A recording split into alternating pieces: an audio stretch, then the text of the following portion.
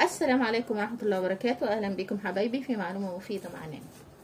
النهاردة حبايبي هنفرز المانجا علشان كل سنة وانتم طيبين، علشان نخزنها عشان هي قربت تخلص كده. دي مانجا حبايبي نعومة، اللي لونها أحمر دي نعومة، وديت مانجا زبدية زي ما انتم شايفين كده. احنا مغسلينها ومنضفينها وهنشوف هنعمل فيها ايه. في مانجا هنشيلها مكعبات لو عايزين نعمل كنافة بالمانجا، وفي مانجا هنشيلها عصير لو عايزين ايه نشرب عصير. اول حاجه هنبدا في الايه في المكعبات. جبنا المانجايه النعومه زي ما انتم شايفين كده اهو يا حبايبي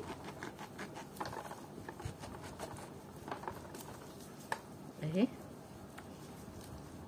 البذر بتاعها ايه طالع منها مستويه بقى، من النوع اللي هي مستوي اهي. البذر نشيله طبعا. بعدين دي بقى اللي هنعملها ايه مكعبات يا حبايبي اهي زي ما انتم شايفين كده اهي. من المكعبات دي هتتشال لو عايزه تعملي طرت مانجا، كنافه بالمانجا، كاسات مانجا اهي. دي هنشيلها كمكعبات اهي زي ما انتم شايفين كده. ممكن نعملها كده اهو في السلطانيه او اي حاجه، وممكن نخرجها كده زي ما انتم شايفين اهو يا حبايبي. يعني هتاخدي من دي مانجا ما شاء الله عصير ومكعبات. بصوا نازله ازاي اهي. والقشر ده ممكن تعمليه عصير وتشيليه تشربيه عادي يعني مؤقتا على طول، ما تشيلوش القشر في الفريزر. بصوا يا حبايبي اهو اهي. دي مكعبات ايه المانجا اهي اهو يا حبايبي ما شاء الله. مانجا نعومه بتبقى مليانه لحم اهو.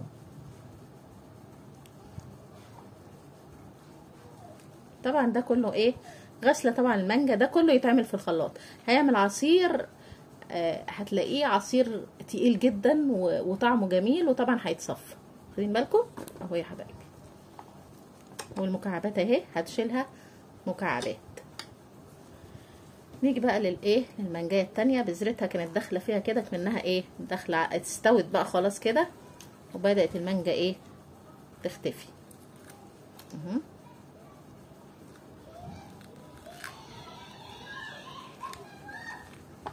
اهو يا حبايبي. نعمل بقى دي اخرى مكعبات مانجا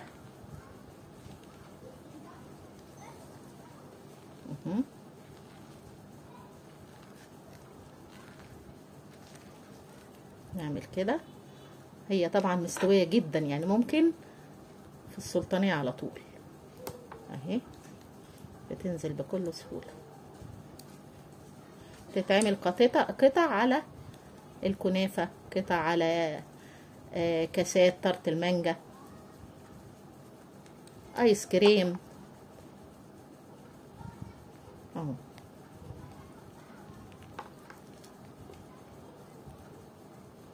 اهي زي ما انتم شايفين كده حبايبي. تمام اهي الايه مكعبات المانجا اهي كده. عملنا ايه يا حبايبي مكعبات المانجا.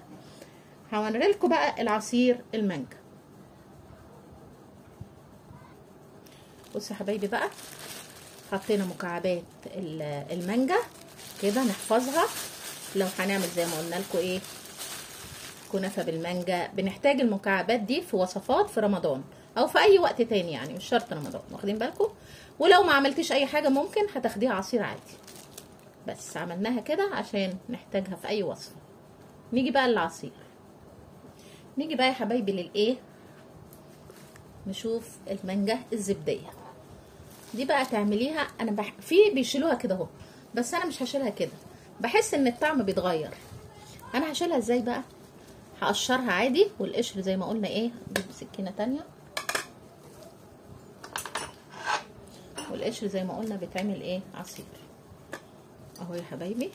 قشرها عادي. لو عايزه تحطيها في الفريزر في بيحطوها كده ويطلعوها ايه يقشروها اهو. والقشر طبعا ده هنحتاجه، واخدين بالكم اهو. دي ما بعملهاش بقى ايه مكعبات زي ما انتم شايفين كده. بصوا حبايبي انا فصلت الفيديو علشان اقشرها. بصوا انا بقى دي بعملها ازاي اهي كده اهو عادي اهي اهي كده اهو، واطلع البذره كده اهو. دي بقى ايه للعصير. طبعا البذره هسيبها طبعا للعصير برضو، واخدين بالكم يا حبايبي اهو. اهي يا حبايبي بصوا اهي ديت بقى ايه اهي، دي بتتعمل ايه عصير اهي. يعني تاخديها اي حاجه كده اهو وتروحي مقشراها وتروحي واخده القشر تعمليه عصير لوحده، وديت ايه تتغلف في اكياس، واخدين بالكم. يعني هي وهي تخينه كده، وبعدين لما تحتاجي تحطي بقى ميه عليها.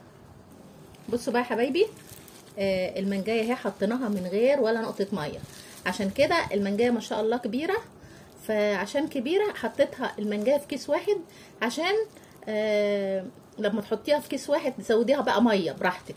يعني ايه المعقول اللي هو يقضي مثلا كام كوبايه اهو. حطيناها من غير ميه، وتحطي بقى عليها الميه لما تحتاجيها، واخدين بالكم.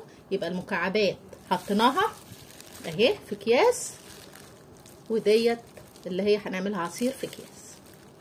ديت هنحتاجها في زي ما قلنا كنافه بالمانجا او اي حاجه تكون عايزين المانجا صحيحه، ايس كريم اي حاجه. وديت اما نعملها عصير ان شاء الله، واخدين بالكم.